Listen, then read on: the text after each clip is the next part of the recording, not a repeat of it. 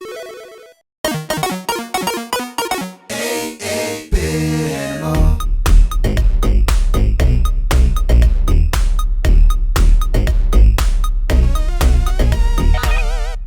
you doing, good people? This is the 8-Bit Animal. And Taito, for whatever is going on with Taito throughout the company's history, they've always been really good about porting their arcade stuff to home consoles and computers and what have you. Well, today's game is one of their arcade ports. It's also the sequel to Bubble Bobble. It's also the other game, because there are two things that are listed as Bubble Bobble 2 on the NES. Today's game and a game called Bubble Bobble Part 2. It makes no sense. It's weird. I get it. It's an odd thing, but we'll get into that at some point. This is probably I called it Ice Climber meets Bubble Bobble because it's just the most saccharine, super sweet, sugary, Wilford Brimley diabetes-inducing thing that I've ever seen on the NES. That's saying a lot because there were a lot of really cute things on the NES. Today, we're going to take a look at Rainbow Islands. Now, Rainbow Islands stars Bubby and Bobby, also known as Bub and Bob from the original Bubble Bobble, the two little dinosaurs. Bubby wears blue, I want to say. Bobby wears green, because Bub was the blue dinosaur in the first game. Bob was the green dinosaur. Like that. Well, this game takes place right after the events of Bubble Bobble, and Bubby and Bobby are returned to their human form, and they return to their home, the Rainbow Islands. Turns out, an entity called the Dark Shadow, not to be confused with that weird vampire soap opera from the 60s, has threatened to take over the Rainbow Islands.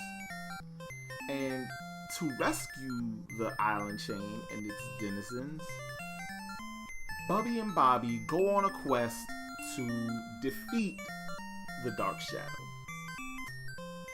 Now, there are 10 island chains. There are about 5 levels per island.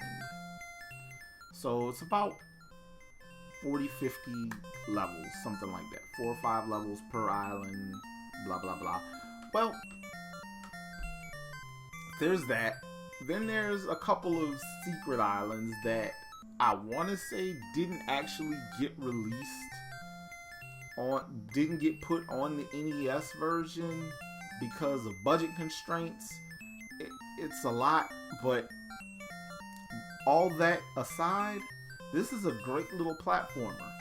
I compared it to Bubble Bobble meets Ice Climber because it has that cuteness of Bubble Bobble with the vertical scrolling of Ice Climber.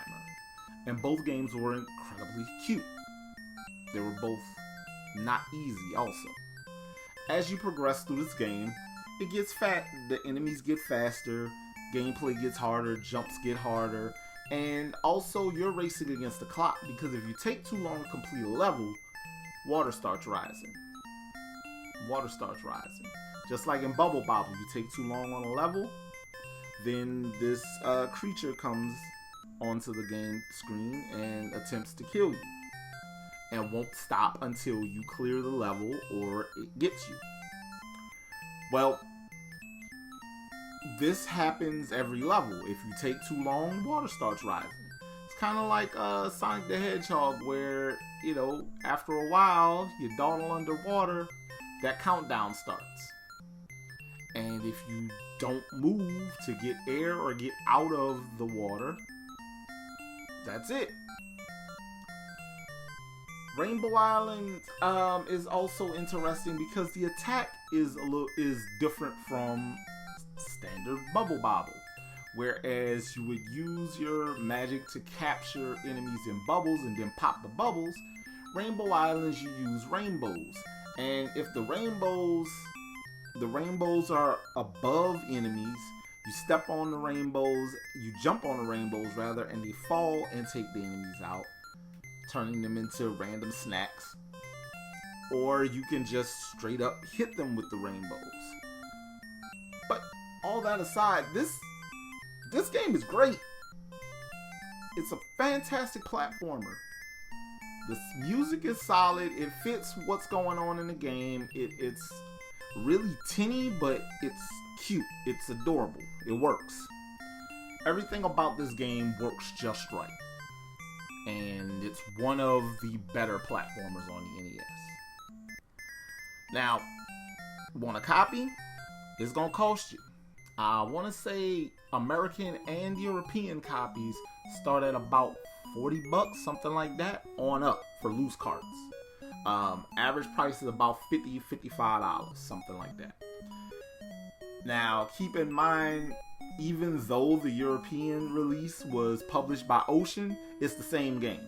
It's good. It's good money. You can trust the game with Ocean on it. But also be mindful of the fact that because of the speed of whatever with the consoles, the difference is it might run a little differently if you try to play it on a stock NES. So if you're going to get a European version, get something like a Retron, some kind of clone, or a console that can run PAL games without issue before you try to play it, because I don't want you to have that problem. This has been the 8-Bit Animal. I'll catch you beautiful people tomorrow.